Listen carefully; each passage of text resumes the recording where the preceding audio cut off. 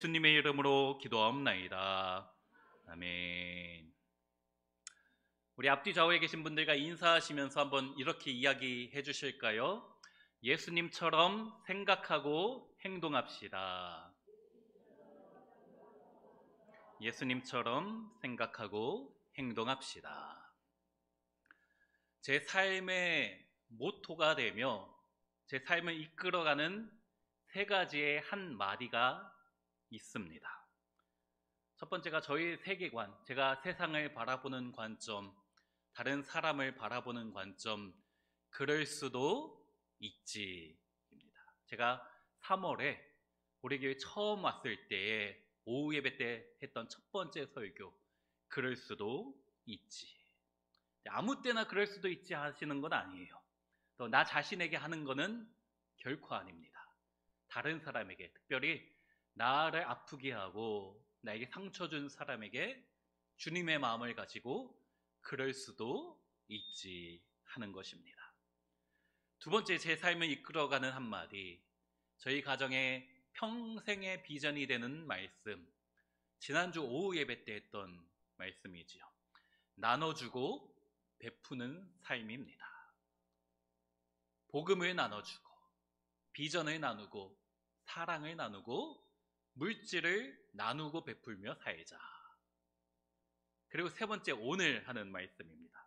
제 삶의 목적, 예수님처럼입니다. 그럴 수도 있지. 나눠주고 베푸는 삶, 그리고 예수님처럼 살자. 제가 이 세 가지를 또 설교하면서 자주 이야기하게 될 것이고 제가 평생 붙잡고 살아가는 말씀이니까요. 나누게 될 것입니다. 우리 성도님은 삶의 목적이 무엇입니까? 쉽게 이야기해서 왜 사십니까? 사는 목적이 무엇이에요? 어떤 책의 저자는 왜 사냐면 웃지요 라고 하였어요. 왜 그렇게 대답했을까? 할 말이 없어서 그런 건 아닌 것 같아요. 참 많은 의미를 가진 말 같습니다. 왜 사냐면 웃지요. 저희 집 큰아들이 초등학생 때 한번 제가 물어봤습니다. 시연아, 너는 왜 사니? 그랬더니 얘가 글쎄 아빠 생각 안 해봤는데 살아있으니까 사는 거 아니야? 죽을 수 없잖아 그러더라고요. 많은 사람이 왜 살아가는지, 우리가 왜 존재하는지의 목적에 대해서 깊이 생각하지 않은 것 같아요. 그러나 우리가 살아가는 목적이 있었으면 좋겠습니다. 왜 사냐면 대답할 것이 주님 앞에서 있었으면 좋겠습니다. 그래야 살만 날 것 같고 행복한 신앙생활을 할 수 있지 않을까 싶어요. 우리가 잘 아는 릭 워렌 목사님의 베스트셀러 목적이 이끄는 삶이라는 책이 있지요. 이 책에 보니까 우리가 이 땅에 살고 있는 이유를 알고 있다면 모든 생각은 하나님으로부터 시작되어야 한다. 왜냐하면 우리는 그분의 목적에 의해서 그분의 목적을 위하여 창조되었기 때문이다 라고 하였어요. 하나님이 우리를 만드신 목적이 있고 그 목적을 이루며 살아야 된다라는 말씀이에요. 이 책에서 5가지의 목적을 우리에게 소개하는데, 첫째가 우리는 하나님의 기쁨을 위해 계획되었다. 하나님의 무엇을 위해 계획되었다고요? 하나님의 기쁨을 위해. 그래서 우리가 하나님께 기쁨을 올려드리며 살아야 되는 거예요. 두 번째입니다. 우리는 하나님의 가족으로 태어났다. 세 번째, 우리는 그리스도를 닮도록 창조되었다. 그리스도를 닮도록. 네 번째, 우리는 하나님을 섬기기 위해 지금의 모습으로 지음받았다. 그리고 마지막, 우리는 사명을 위해 지음받았다. 오늘의 이 목적 중에서 세 번째에 대해서 살펴보려고 합니다. 우리는 그리스도를 닮도록 창조되었다. 오늘 설교 제목인 예수님처럼 살아가는 것, 그것이 주님께서 우리에게 간절히 원하시는 모습인 것입니다. 그것이 우리의 목적이 되어야 하는 것이지요. 우리 사랑하는 빛과 소금 교회 성도님들, 하나님이 지으신 목적처럼 예수님을 날마다 닮아가는 성도님 되시기를 축원합니다. 주님 닮기를 사모할 때 하나님 주시는 복과 은혜와 평강이 있을 줄로 믿습니다. 우리 성도님은 신앙생활을 얼마나 하셨습니까? 몇 년이나 하셨나요? 이곳에는 수십 년 신앙생활 하신 분도 계실 거예요. 아직 몇 년 안 된 초신자도 계실 것 같습니다. 오랜 세월 여러 교회 다니시다가 우리 교회에 정착한 분도 있으시겠지요. 또 우리 빛과 소금 교회가 첫 번째 교회, 첫 신앙생활하는 교회이신 분도 계실 것 같습니다. 제가 현재 사역하고 있는, 제가 우리 빛과 소금 교회에는 12월 17일에 정식으로 이제 사역이 시작되지만 지금 현재 사역하는 교회 6년째 사역을 하고 있는데, 그 교회에서 16년 동안 교회 등록을 안 하고 다니시다가 제가 그 사실을 깨닫고 4년 전에 이제 교회 등록 받게 하고 또 세례도 받게 하고, 그리고 작년에 서리 집사 직분을 드렸습니다. 등록이 안 됐던 거를 아무도 몰랐던 거예요. 교회를 잘 다니셨거든요. 세례도 당연히 받았겠지, 다들 그렇게 생각하시다가 세례도 안 받으셨고 교회 등록도 안 된 등록교인도 아니고, 그래서 이제 등록하고 세례 받고 또 집사 직분까지 되었습니다. 참 대단하신 분이셔요. 교회 한 번도 안 빠지셨거든요. 아무도 몰랐습니다. 그런데 교회에 다닌 연수와 상관없이 내가 교회 밥을 몇 그릇이나 먹었는지 그런 거와 상관없이 모든 사람에게, 모든 크리스찬에게 우리 주님께서 원하시는 것은 예수님을 닮아가야 된다, 예수님처럼 살아가야 된다라는 것입니다. 우리 성도님들 신앙생활을 하면 할수록, 예수 믿으면 믿을수록 더 예수님처럼 살아가는 성도님 되시기를 축복합니다. 오늘 본문이 빌립보서인데 빌립보 교회에게 바울이 쓴 편지지요. 이 교회는 사도 바울이 2차 전도 여행 때 개척한 교회입니다. 사도행전 16장 보니까 이 빌립보 교회는, 빌립보 지역은 마게도냐 지방의 첫 성이라 라고 하였어요. 마케도니아, 유럽의 관문이면서 가장 큰 성이다 라는 말씀이죠. 그런데 이렇게 큰 성에 유대인의 회당이 없는 거예요. 유대인은 어느 정도 인구가 모이면, 유대인 가정 한 10가정이 모이면 반드시 유대인 회당을 세웠습니다. 그런데 이 빌립보 지역에 회당이 없다라는 것은 유대인이 얼마 있지 않다라는 말이지요. 회당이 없어서 바울의 길거리 걸으면서 기도하다가 강가에서 루디아라는 한 여인을 만나게 되었고, 그 여인에게 복음을 전하고 세례를 베풀고 그 루디아의 집에서 교회가 시작이 되었지요. 그래서 이 빌립보 교회가 다른 교회와 조금 다른 것이 여자 성도 중심의 교회입니다. 남자 성도보다 여자 성도가 훨씬 많고 리더십도 여자에게 있었던 교회인 것입니다. 여자 성도가 많은 교회의 특징이 무엇일까요? 사랑, 헌신. 우리 어머니의 헌신적인 사랑처럼 이 빌립보 교회의 사랑과 헌신이 많았던 것입니다. 제가 우리 빛과 소금 교회 여자 집사님, 권사님들 보니까 주님 위해서, 우리 교회 위해서 참 많은 수고와 헌신을 하시더라고요. 하나님이 기뻐하신 줄로 믿습니다. 그렇다고 우리 남자 집사님들이 헌신적이지 않다라는 말은 아니잖아요. 우리 김장로님 비롯해서 많은 남자 집사님들 예배를 아름답게 드리시고 주님을 위해서 섬기시는 모습이 참 귀하십니다. 제가 우리 남자 성도님들에게 잘 보여야 돼요. 왜냐하면 오늘 오후에 맛있는 거 얻어먹거든요. 제가 좋아하는 거를 준비하셨다라고 하더라고요. 잘 보여야 합니다. 근데 빌립보 교회는 여자 성도가 많은 교회답게 이렇게 사랑과 헌신이 많은 교회입니다. 바울이 많은 교회를 세웠지요. 1차, 2차, 3차 전도 여행 통해서 수많은 교회를 세웠는데 그 중에서 고린도 교회나 데살로니가 교회 같은 경우에는 바울의 마음을 아프게 하는 교회였습니다. 고린도 전후서, 데살로니가 전후서 그러면 살펴보면은 바울이 성도들에게 너희 그렇게 하면 안 된다라는 이야기가 많이 나옵니다.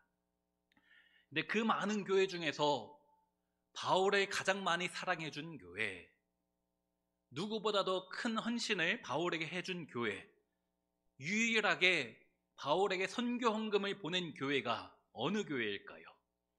빌립보 교회입니다.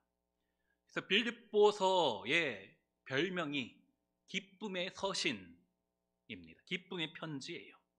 그 이유가 기쁨이란 단어가 많이 나오기 때문이지요. 1장부터 4장까지 기쁨, 또 기뻐하다라는 단어가 17번이 나옵니다. 한 장에 4번 이상 나오는 거예요.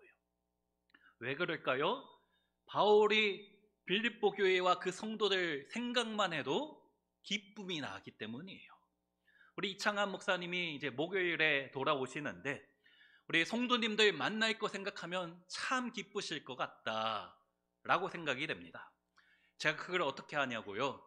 우리 성도님들 예배 드리는 모습만 봐도 우리 목사님 참 행복하게 신앙생활 하셨구나 알 수 있기 때문이에요. 바울도 빌립보 교회 성도만 생각하면 기쁨이 가득한 것이지요. 그래서 빌립보서 4장 1절에 이렇게 기록됩니다. 같이 읽습니다. 그러므로 나의 사랑하고 사모하는 형제들, 나의 기쁨이요 면류관인 사랑하는 자들아, 이와 같이 주 안에 서라. 바울이 빌립보 성도들 향하여서 나의 사랑, 나의 사모하는 자, 나의 기쁨, 나의 면류관, 또 나의 사랑 반복하잖아요. 얼마나 따뜻한 표현입니까? 1장 8절도 같이 한번 읽어볼게요. 내가 예수 그리스도의 심장으로 너희 무리를 얼마나 사모하는지 하나님이 내 증인이시다. 예수님의 심장으로 내가 너희를 사랑한다. 하나님이 아신다. 내가 너희를 얼마나 사랑하는지 하나님이 아신다 말씀하고 있어요. 그런데 이 빌립보 교회에 여자 성도가 많아서 사랑이 많고 또 바울 목사님을 잘 섬기는데 한 가지 아쉬운 게 있는데 성도 간에 시기와 질투가 있었던 거예요. 빌립보 교회 안에 분열과 분쟁이 있는 것입니다. 4장 2절 보니까 내가 유오디아를 권하고 순두개를 권하노니 주 안에서 같은 마음을 품으라. 여기 유집사와 순집사가 서로 싸워서 같은 마음을 가져야 된다라는 말씀입니다. 사랑이 많고 주를 향한 열정이 있는 교회이지만 바울 목사님을 누구보다도 끔찍히 사랑했던 교회이지만 성도 간에 갈등이 생긴 것이지요. 그래서 빌립보서 살펴보면 하나, 함께, 합력이란 단어가 많이 나옵니다. 그러면서 오늘 5절에서 사랑하는 빌립보 교회 성도들에게 이렇게 이야기하는 거예요. 같이 읽습니다. 너희 안에 이 마음을 품으라. 곧 그리스도 예수의 마음이니. 너희가 참 신앙생활을 잘하고 있지만 하나님 보시기에 기뻐하는 모습이 있지만 조금 더 바라는 것은 너희 안에 예수님의 마음을 품어야 한다. 바울에게 큰 힘이 되어준 교회이고 선교 헌금도 자기들도 힘들지만 기꺼이 헌금 보냈던 교회이지만 부족한 점이 있는데 예수님의 마음을 품어야 한다. 더 예수님을 닮아가야 되고 예수님처럼 살아가야 된다 말씀하는 거예요. 그러면서 1절부터 4절까지 2장 1절부터 4절까지도 우리 한번 읽습니다. 그러므로 그리스도 안에 무슨 권면이나 사랑의 무슨 위로나 성령의 무슨 교제나 긍휼이나 자비가 있거든 마음을 같이하여 같은 사랑을 가지고 뜻을 합하며 한 마음을 품어 아무 일에든지 다툼이나 허영으로 하지 않고 오직 겸손한 마음으로 각각 자기보다 남을 낮게 여기고 각각 자기 일을 돌볼 뿐더러 또한 각각 다른 사람들의 일을 돌보아 나의 기쁨을 충만하게 하라. 1절부터 4절까지 말씀을 보면 천국의 모습이 이렇겠구나 보여주는 것 같습니다. 그리스도 안에서 서로 권면하고 사랑으로 위로하고 성령 안에 교제하고 긍휼과 자비가 풍성하고 마음을 같이하여 사랑을 나누고 한 마음을 가지는 교회. 다툼이나 허영이 없고 겸손하여 나보다 다른 사람을 높여주고 내 일보다 다른 사람의 일을 우선시해주는 교회. 천국의 모습이 아닐 수 없지요. 그런데 이런 모습이 이렇게 살아가는 것이 쉽겠습니까? 어렵잖아요. 우리가 이상적인 공간을 유토피아라고 하지요. 유는 없다라는 뜻이고 토피아는 장소입니다. 유토피아는 없는 장소. 그런 천국은 이 땅에 없다라는 의미예요. 그런데 바울이 그러한 천국의 삶을 이 땅에서 살아가야 된다라고 우리에게 말씀하는 거예요. 그리고 빌립보 교회가 지금은 조금 부족하기 때문에 잘하였지만 연약한 모습이 있기 때문에 이렇게 해야 된다라는 것이죠. 어떻게 가능할까요? 유토피아는 없는데 어떻게 이런 천국의 모습이 우리의 가정 가운데, 우리 빛과 소금 교회 가운데 이런 아름다운 모습이 이루어질 수 있을까요? 안 된다고 했잖아요. 쉽지 않다고 했잖아요. 우리는 할 수 없잖아요. 그러나 유일한 방법이 5절입니다. 한 번 더 읽습니다. 너희 안에 이 마음을 품으라 곧 그리스도 예수의 마음이니.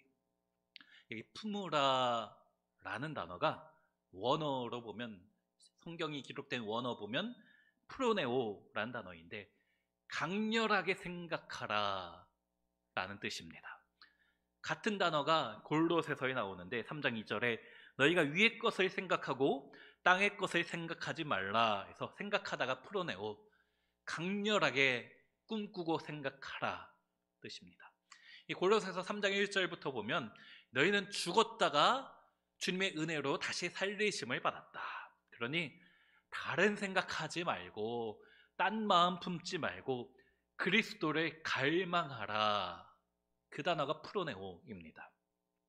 빌립보서 2장 5절에 너희 안에 이 마음을 품으라 곧 그리스도 예수의 마음이니, 이것과 마찬가지예요. 예수님 마음을 조금 간직하라는 것이 아니고 조금 예수님처럼 생각하려다가 포기하지 말고 강력하게 갈망하라. 예수님처럼 되기를 갈망하라 라는 말씀이에요. 이 2장 5절의 말씀을 쉬운 성경에서 이렇게 번역합니다. 예수님처럼 생각하고 행동합시다. 무엇이라고요?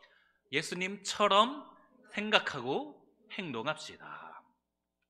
우리 교회와 대부분의 한국 교회에서 쓰는 이 개역 개정 성경은 참 좋은 번역 성경입니다. 성경의 원어를 잘 번역한 성경이에요. 그래서 제가 이제 구약학 창세기를 배웠던 김의원 교수님이라고 총신대 총장도 하셨던 분이 이 개역개정 성경, 우리가 쓰는 이 성경이 너무 잘 번역되어 있어서 다른 원어 성경을 굳이 볼 필요가 없다라고 했어요. 너무 좋은 성경입니다. 그런데 가끔은 이 우리가 가진 성경 말고 다른 번역서의 성경을 보는 것도 좋습니다. 저는 설교할 때 주로 새번역 성경, 표준 새번역 성경을 살펴봅니다. 이 새번역 성경이 원어 성경을 직역해서 원어 성경의 의미와 가까워요. 또 어려운 말씀, 어려운 본문은 쉬운 성경을 봅니다. 너무나 쉽게 번역해서 아이들도 보기 쉽습니다. 의역한 성경이거든요. 우리가 쓰는 개역개정이 직역과 의역의 중간 정도의 균형을 잘 맞춘 성경이어서 좋아요. 근데 이 빌립보서 2장 5절의 말씀, 너희 안에 이 마음을 품으라 곧 그리스도 예수의 마음이니, 쉬운 성경에서 예수님처럼 생각하고 행동합시다. 너무 탁월한 번역 같아요. 우리에게 쉽게 적용할 수 있는 번역 같습니다. 아까 이야기했던 예수님이, 하나님이 우리를 지으신 목적이 예수님을 닮아가도록 이라고 하였잖아요. 어떻게 우리가 주님을 닮아갈 수 있습니까? 예수님처럼 생각하고 행동하는 거예요. 우리 삶의 수많은 선택의 기준이 무엇이 되어야 할까요? 예수님처럼 생각하고 행동하는 것입니다. 기독교 고전 중에 찰스 쉘던 목사님이 쓴 책 제목이 예수님이라면 어떻게 하실까? 예수님이라면 어떻게 하실까입니다. 참 적용하기 쉽습니다. 내 자식이 속썩일 때, 꿀밤 쥐어받고 싶을 때 예수님이라면 어떻게 하실까? 내 남편이, 내 아내가 너무 마음에 안 들어서 싸우고 싶을 때, 접시 집어던지고 싶을 때 예수님이라면 어떻게 하실까? 이게 우리의 대답이 되어야 하는 거예요. 어떠한 상황이든지 나 자신에게 스스로 질문하는 것이지요. 예수님이라면 어떻게 하셨을까? 이 순간에 내가 너무나 힘들 때, 누군가 나를 괴롭힐 때, 내가 화가 날 때, 짜증이 날 때, 또 기쁠 때, 감사가 넘칠 때 예수님이라면 어떻게 하실까? 이렇게 예수님처럼 생각하고 행동하는 것입니다. 회사에서 직장 동료가, 직장 상사가 나를 괴롭히는데 저 사람이 내가 교회 다니는 걸 알기 때문에 차마 대들지도 못하겠고 속으로 미워하며 저주하고 싶을 때 뭐라고요? 예수님이라면 어떻게 하실까? 교회 안에 마음에 안 드는 사람이 있을 때 예수님처럼 생각하고 행동하는 것입니다. 내가 정말 어떤 순간이든지 예수님이라면 어떻게 하실까? 예수님처럼 생각하고 행동하면 그것이 주님을 닮아가는, 주님이 우리에게 원하시는 모습이다 라는 거예요. 제가 한 15년 전에 어느 교회에서 사역 중에, 제 기억에는 아마 부부학교였던 것 같은데, 준비하고 있는데 찬양 싱어를 하는 남자 집사님이 오시는 시간이 됐는데 안 오시는 거예요. 이상하다. 한 40분 지났는데 안 오시는 겁니다. 평소에 늦는 분이 아니고 늦어도 연락을 하실 분인데 왜 연락이 없을까? 한 40분 있다가 오시더니, 전도사님, 그때 제가 전도사였으니까요, 전도사님 승리했습니다 그러는 거예요. 그분이 교회에 오다가 고속도로 타고 오다가 가고 있는데 옆에 차가 갑자기 깜빡이도 켜지 않고 훅 들어갔다는 거예요. 그걸 보고 나도 훅 들어가서 그때부터 고속도로에서 추격전이 시작되었다라는 거예요. 그 고속도로 전쟁에서 결국 승리했습니다. 그날 했던 찬양 제목이 승리는 내 것일세 였어요. 그런데 예수님이라면 어떻게 하셨을까요? 네가 이기나 내가 이기나 두고 보자, 끝까지 가서 이기겠지, 주님이 그러셨을까요? 오늘날 한국교회를 향한 세상의 비판, 사실 미디어가, 매스컴이 악의적으로 악한 세력이 공격하는 게 참 많습니다. 안타깝지요. 그런데 상당한 부분은 우리 성도가 잘못한 게 참 많아요. 세상 앞에서 그러면 안 되는데, 하나님 보시기에 부끄러움 없이 세상 사람들과 차원이 다른 선함을 그들에게 보여야 하는데 그러지 못한 우리의 잘못이잖아요. 솔직히 인정해야 됩니다. 우리의 일상에서, 우리 성도님들이 계신 가정에서, 학교나 직장에서, 사업장에서 예수님처럼 생각하고 행동해야 하는 것이지요. 참 어렵습니다. 쉽지 않아요. 그러나 어떻게 해야 될까요? 우리 예수님이 어떻게 하셨는가 먼저 묵상해 보면 좋겠습니다. 오늘 본문 6절부터 8절까지 우리 한번 같이 읽습니다. 그는 근본 하나님의 본체시나 하나님과 동등됨을 취할 것으로 여기지 아니하시고 오히려 자기를 비워 종의 형체를 가지사 사람들과 같이 되셨고 사람의 모양으로 나타나사 자기를 낮추시고 죽기까지 복종하셨으니 곧 십자가에 죽으심이라. 하나님이신 하나님이 저 하늘 영광에서 홀로 높임 받으실 그 하나님 되신 예수님이 스스로 인간의 몸을 입고 이 땅에 오셨잖아요.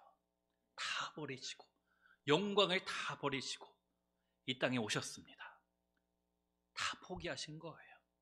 이 땅에서 굶주리셨고 배고프셨고 머리 눌 곳도 없으셨고 무엇보다 십자가에서 채찍에 맞으시고 창에 찔리시고 수 없는 고통을 당하셨지 않습니까? 하나님인데 안 당해도 되는 고난을 받으신 것이지요. 왜 그러셨을까요? 누구 때문입니까? 나 때문이잖아요. 우리 때문이지 않습니까? 저와 우리 성도님을 향한 사랑 때문인 줄 믿습니다. 그러면 이 사랑을 받은 우리는 어떻게 해야 될까요? 하나님은 다 버리셨는데, 예수님은 자존심까지 다 내려놓으셨는데 우리는 왜 이렇게 자존심을 부리며 사는지, 뭐가 그렇게 잘났다고? 하나님도 다 버리셨는데 저 사람들보다 내가 더 낫다고, 내가 훨씬 뛰어나다고, 내가 더 높은 사람이라고 그렇게 주님의 마음을 아프게 하지는 않았는지요. 주님께서 이렇게 말씀하십니다. 너희 안에 이 마음을 품으라. 곧 그리스도 예수의 마음이니.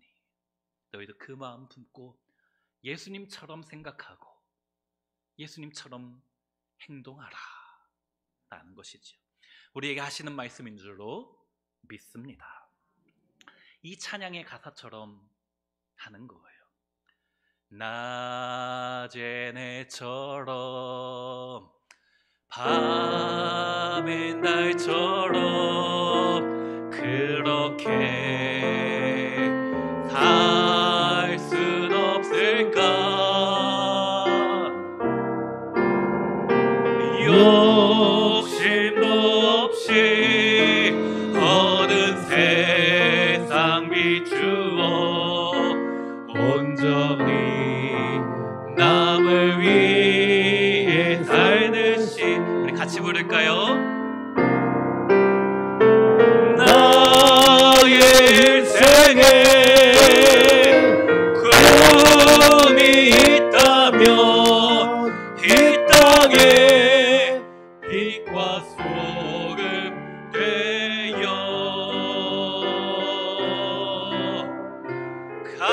가난한 영혼,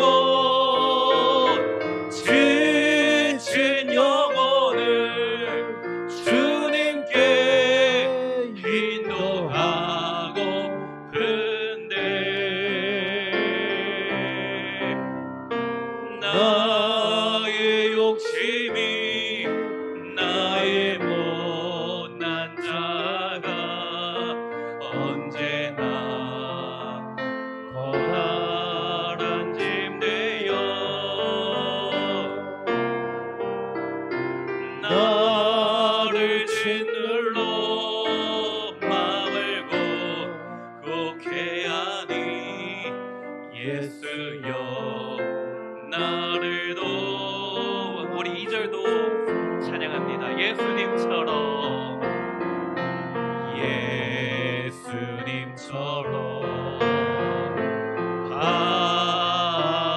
바울처럼 그렇게 살 순 없을까? 남을 위하여 당신들의 온몸을 버리셨던 것처럼 주의 사랑은 베푸는 사랑 값없이 그저 주는 사랑 그러나 나는 주는 것보다 받는 것 더욱 좋아하니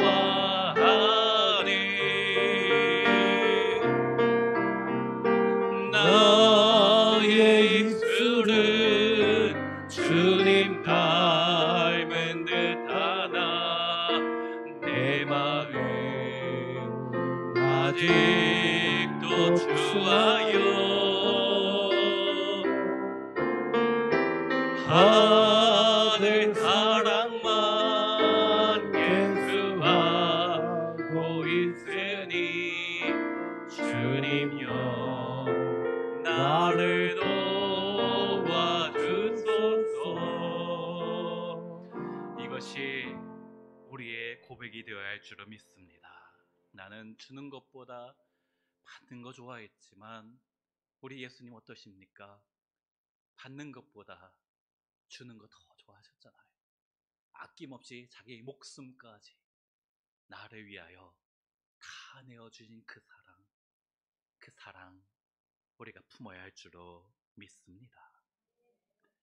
그러나 어렵다라고 했잖아요. 정말 예수님처럼 우리가 살아갈 수 있습니까? 쉽지 않아요. 어떤 면에서 불가능합니다. 어떻게 우리가 예수님이 되겠습니까? 그런데 하나님께서 왜 원하실까요? 이 말씀을 왜 원하시는 것입니까? 불가능하지만 그래야 된다라는 거. 예수님처럼 살기. 우리나라에 자칭 예수가 한 70명 넘게 있다라고 합니다. 전 세계에 있는 자칭 예수 중에 90%가 우리나라에 있다고 해요. 참 대단한 민족이에요. 엄청난 종교성을 가진 민족이죠. 자칭 예수 말고 가짜 이단이지만 또 우리는 예수가 될 수도 없고 되어서도 안 되지만 그러나 하나님께서 원하시는 것은 예수님처럼 살아가야 된다. 조금이라도 어제보다 더 조금이라도 주님 닮아가도록 어제보다 오늘, 오늘보다 내일, 작년보다 올해, 올해보다 내년에 조금이라도 삶의 단 한 절이라도 주님 닮기를 원하시는 것입니다. 그것이 하나님이 우리를 창조하신 목적이다라는 거예요. 베드로후서 1장 4절 말씀입니다. 이로써 그 보배롭고 큰 약속을 우리에게 주사 이 약속으로 말미암아 너희로 정욕을 인하여 세상에서 썩어질 것을 피하여 신의 성품에 참여하는 자가 되게 하려 하셨으니 너희가 신의 성품에 참여하라. 예수님의 성품을 닮아가라 라는 말씀이죠. 가능합니까? 예수님처럼 되는 거 쉽지 않다. 불가능하다. 우리 힘으로는 안 되잖아요. 그 앞에 가능한 이유가 바로 앞절 3절에 나옵니다. 그의 신기한 능력으로 생명과 경건에 속한 모든 것을 우리에게 주셨으니 우리는 경건하게 살 능력이 없지만 감히 주님을 닮을 수도 없고 자신 있게 닮겠습니다 말할 자격조차 없지만 그렇게 할 수 있는 능력을 주실 것이다. 하나님의 성품을 닮도록 주님께서 우리를 도와주실 것이다 약속하신 거예요. 그래서 이로써 보배롭고 지극히 큰 약속을 우리에게 주사 신의 성품에 참여하도록 주님 닮고 예수님처럼 살도록 주님께서 그렇게 만드실 것이다 라는 말씀이에요. 내가 하는 것이 아닙니다. 내가 주님처럼 되겠습니다 해서 되는 게 아니에요. 하나님이 그렇게 결국 우리 빛과 소금교회 성도님을 만들어 가실 것이에요. 그러면 하나님이 우리를 그렇게 만드실 거면 우리는 아무것도 안 해도 되나? 주님이 우리를 그렇게 변화시켜서 예수님처럼 살도록 하실 것이니까 하나님의 알아서 하시니까 우리는 노력할 필요가 없나? 아니지요. 우리 본문 마지막 절 12절 말씀 같이 읽습니다. 그러므로 나의 사랑하는 자들아, 너희가 나 있을 때뿐 아니라 더욱 지금 나 없을 때에도 항상 복종하여 두렵고 떨림으로 너희 구원을 이루라. 구원받는 것은 우리 힘으로 할 수 없습니다. 내가 할 수 있는 일이 아무것도 없어요. 100% 하나님이 하시는 일이지요. 하나님의 은혜입니다. 예수님 닮아가는 것도 마찬가지예요. 내가 하나님 닮고 싶습니다. 불가능합니다. 하나님이 은혜 주셔야지요. 아무 공로 없지만. 그런데 이 12절에서 두렵고 떨림으로 너희 구원을 이루라 말씀하신 것, 너희가 주님 닮도록 예수님처럼 살도록 노력하라 라는 말씀을 동시에 하는 거죠. 내 힘으로 결코 할 수 없기 때문에 우리 아까 찬양한 것처럼 예수여 나를 도와주소서 고백하며 주님께서 만들어 가실 때에 순종하며 따라가겠습니다 하는 거예요. 두렵고 떨림으로 주님 닮도록 삶의 단 한 절 조금이라도 예수님처럼 살아가도록 노력하겠습니다. 예수님이라면 어떻게 하셨을까? 예수님처럼 생각하고 행동하는 거 우리가 해야 되는 것이죠.